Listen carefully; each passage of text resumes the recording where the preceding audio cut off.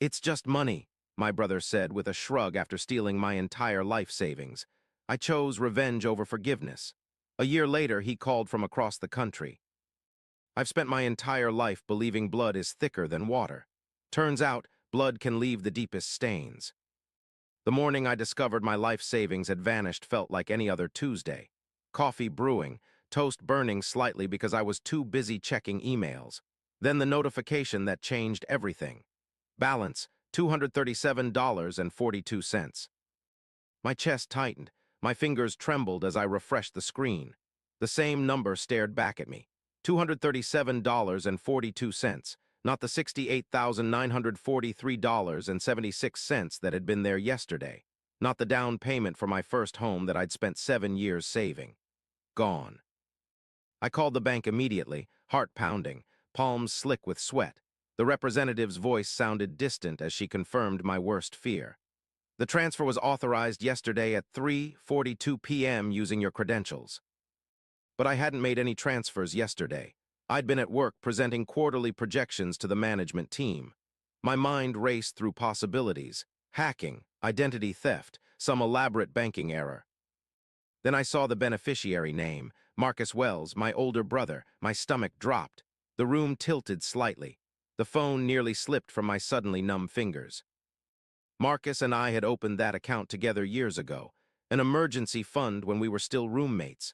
We'd both kept access even after I moved out and turned it into my savings account. A careless oversight that had cost me everything. I drove to his apartment in a daze. Traffic lights, stop signs, other cars, all blurred. My thoughts scattered in 1,000 different directions, always circling back to one question. Why?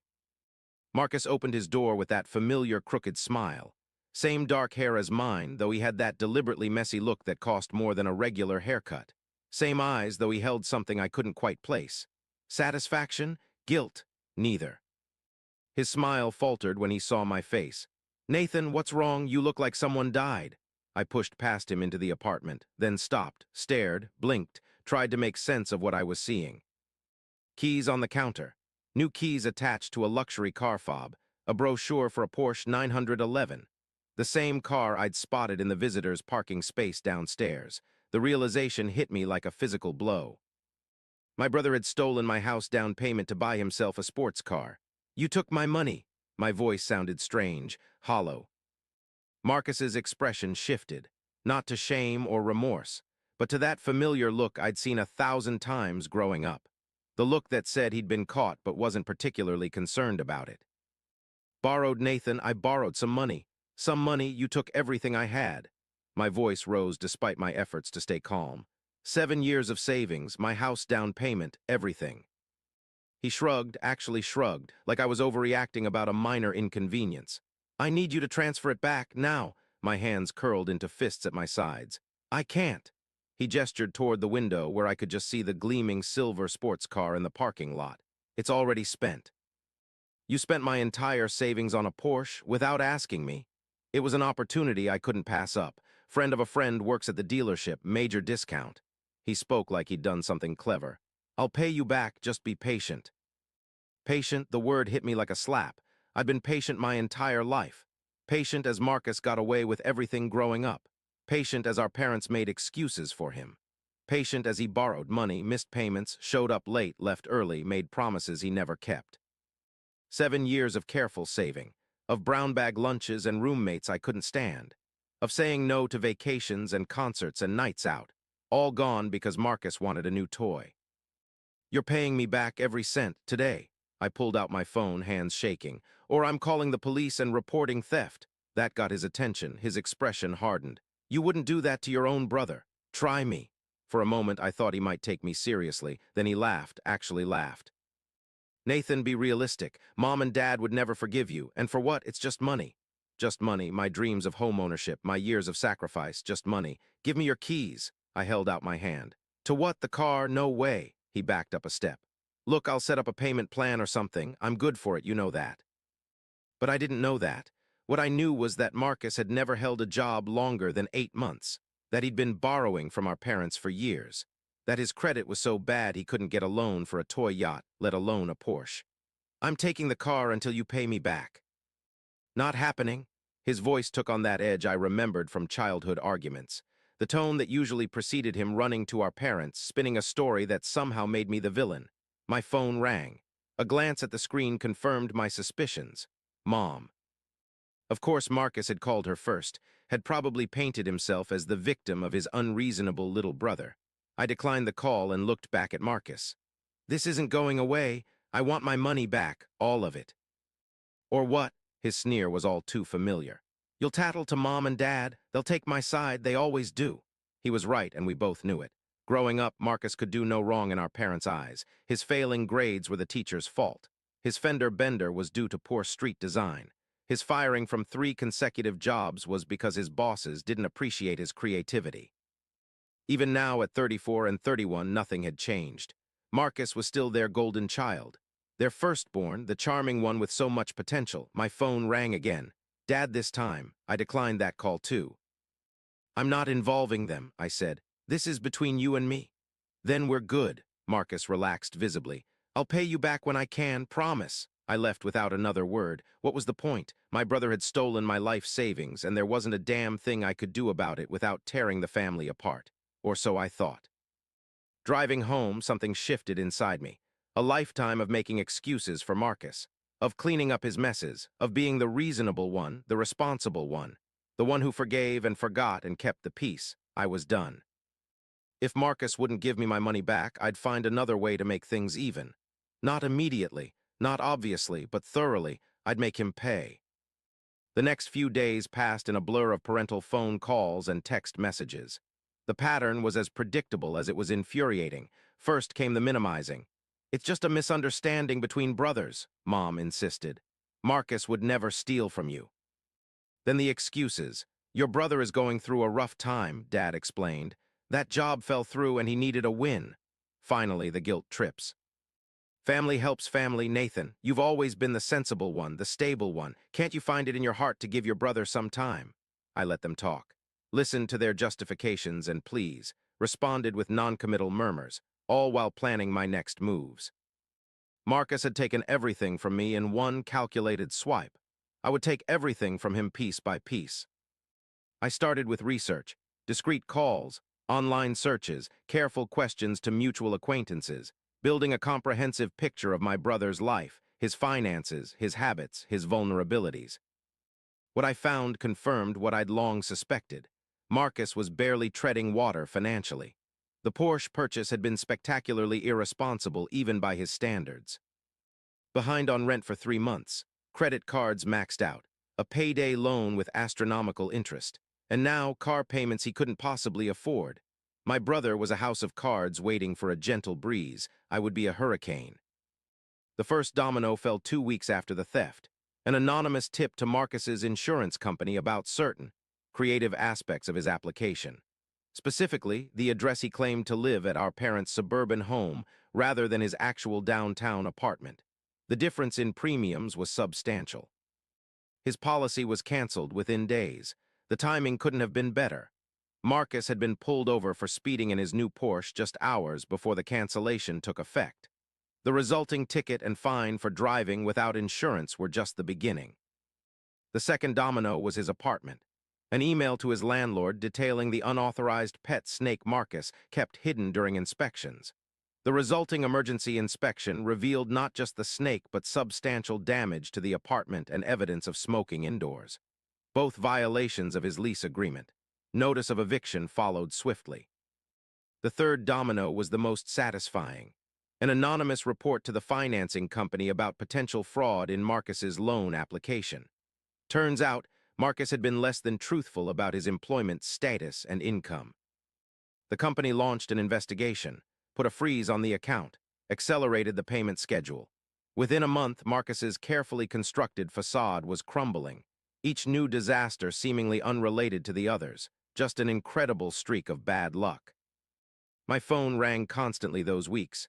Marcus, Mom, Dad, I let most calls go to voicemail, responded with brief texts when necessary, kept my distance both physically and emotionally. I was not prepared, however, for Marcus showing up at my door at 11 p.m. on a Wednesday night. He looked terrible, hair unwashed, eyes bloodshot, That expensive designer stubble now just regular unshaven scruff. I need your help. No greeting, no pleasantries, just desperation. I considered closing the door in his face. Instead, I stepped aside and let him in. My apartment felt smaller with him in it. His restless energy filled the space as he paced from living room to kitchen and back again. Everything's falling apart, he said finally. It's like the universe is conspiring against me. Not the universe, just your little brother. What do you need? I kept my voice neutral. Money.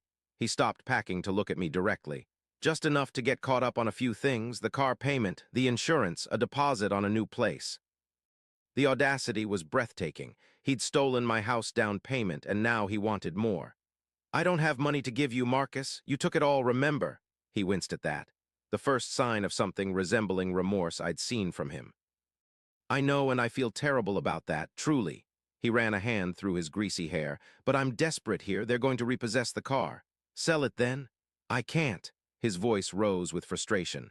I'm underwater on it already, and without it I can't get to work. The work you lied about having on your loan application. He froze, stared at me with a new wariness in his eyes. How did you know about that? I shrugged. Lucky guess. Nathan, he took a step toward me. Have you been doing things, making calls? I don't know what you're talking about. His face darkened. You have, haven't you? You've been sabotaging me, your own brother. Like you sabotaged me by stealing my life savings. I kept my voice calm, matter of fact. That was different. I needed that money.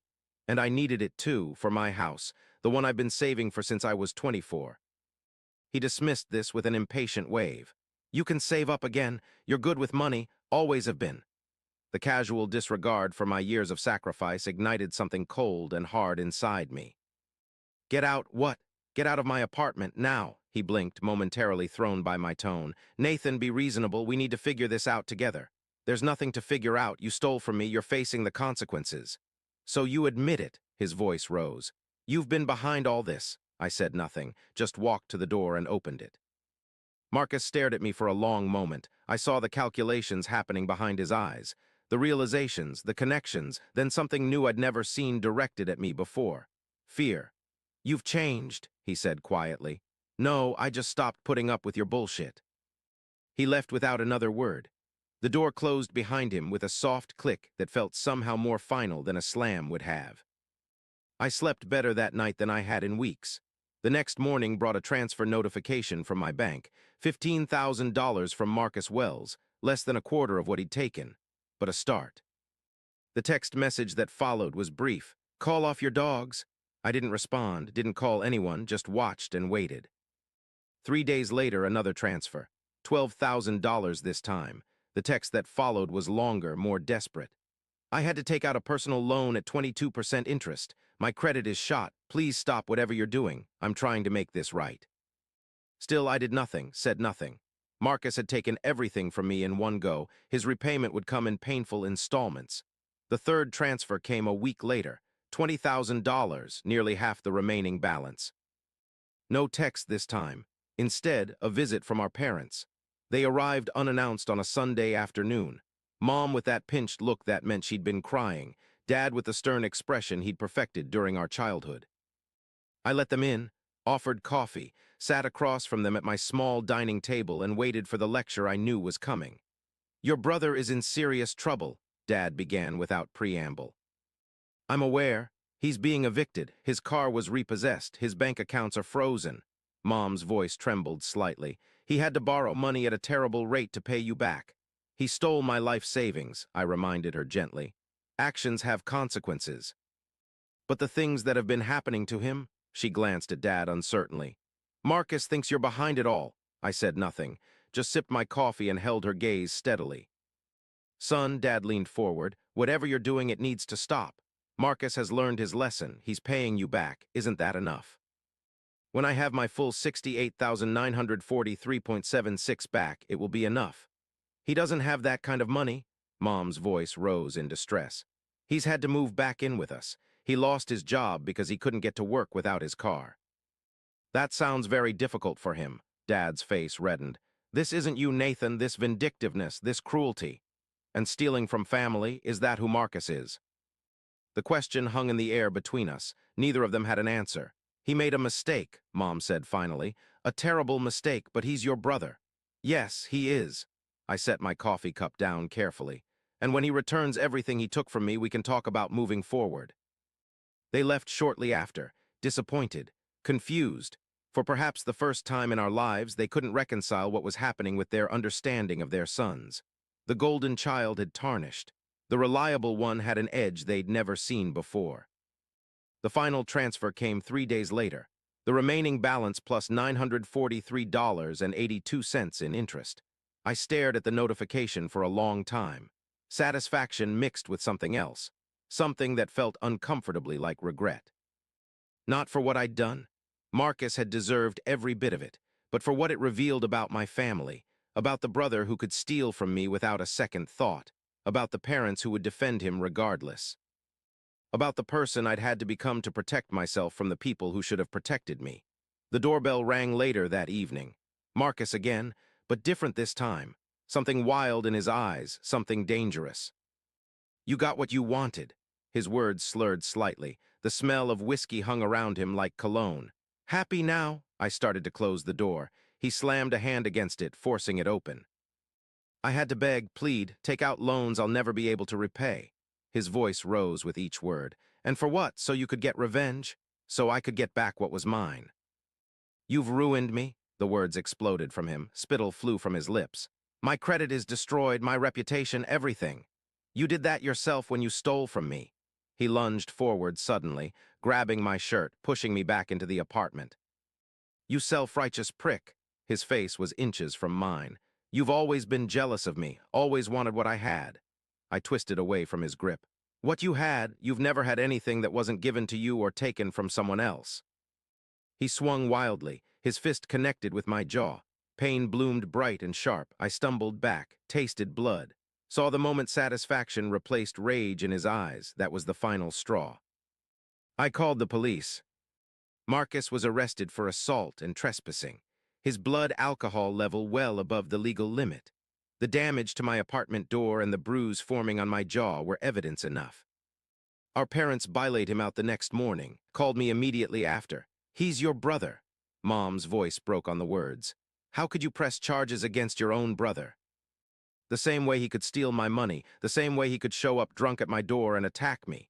He's facing jail time, Nathan." Dad's voice now, hard with disapproval. "Is that what you want?"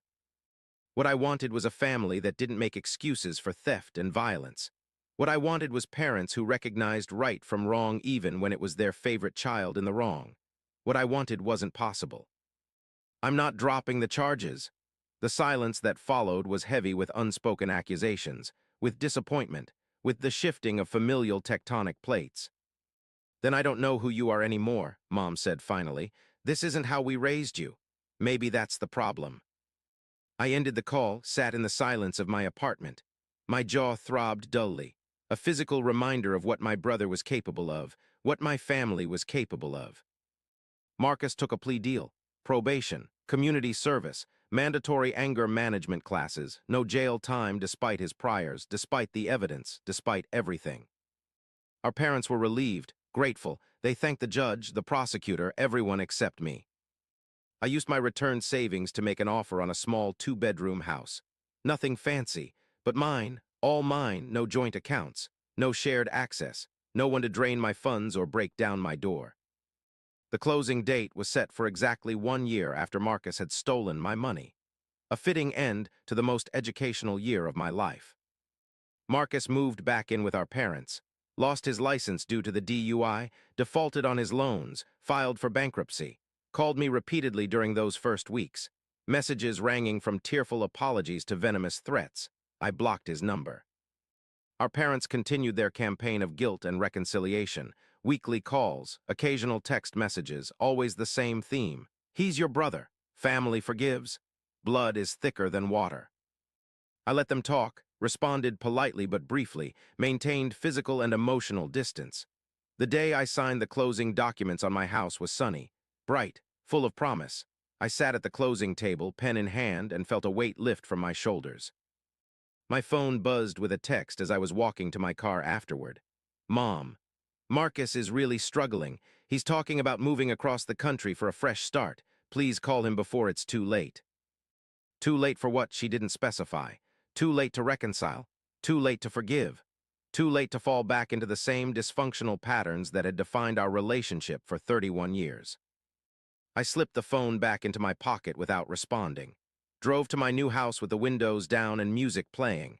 The empty rooms echoed with possibility, with independence, with hard-won security. I spent that night on an air mattress in what would become my bedroom, staring at the ceiling, thinking about family, about consequences, about the person I'd become over the past year. Harder, certainly, less forgiving, but also more honest, more real, less willing to sacrifice myself on the altar of family harmony. My phone rang around midnight. Marcus. I'd unblocked his number earlier that day, though I wasn't sure why. I answered, said nothing, just listened to his breathing on the other end. I'm sorry, his voice was different, quieter, more subdued than I'd ever heard it.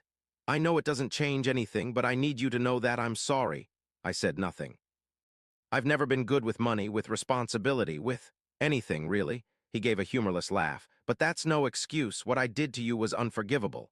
Still, I remained silent. I'm moving to Seattle next week. Job opportunity, probably my last chance to get my life together. He paused. I don't expect you to care. I just wanted to tell you myself instead of you hearing it from Mom and Dad. I thought about all the things I could say, all the hurt and anger and resentment built up over a lifetime, all the ways he'd failed me as a brother, all the ways our parents had failed us both. In the end, I said the only thing that mattered. I hope you find what you're looking for, Marcus. You too, Nathan. A pause, though I think maybe you already have. The call ended. I stared at the phone for a long time afterward, wondering if this was a new beginning or just another manipulation, wondering if it mattered either way. Marcus left for Seattle as planned. Our parents were devastated, called me more frequently, visited my new house despite my reluctance, always with updates about Marcus, his new job, his new apartment, his new life. I listened, nodded, offered appropriate responses, but kept my distance. Some wounds heal, some don't. Some just become part of who you are. I built a life in my new house, made friends with neighbors, dated occasionally, focused on my career, found a kind of peace I hadn't known was possible. The betrayal never fully faded. Neither did the knowledge that my family would always choose Marcus over me. But those truths no longer defined my days, no longer kept me awake at night. They were just facts, like the color of my eyes or the sound of my voice, parts of me but not all of me. 1 year after Marcus moved to Seattle, a package arrived at my door. No return address, but the postmark gave it away. Inside was a check for $20,000 and a simple note. The interest I owe you, thanks for the wake-up call. I deposited the check, half expecting it to bounce. It didn't. Some wounds heal if you give them enough time. Some relationships mend if you maintain enough distance. Some lessons stick if they cost enough to learn. But blood still stains, even when it dries, even when you can no longer see it. It leaves a mark that never fully washes away.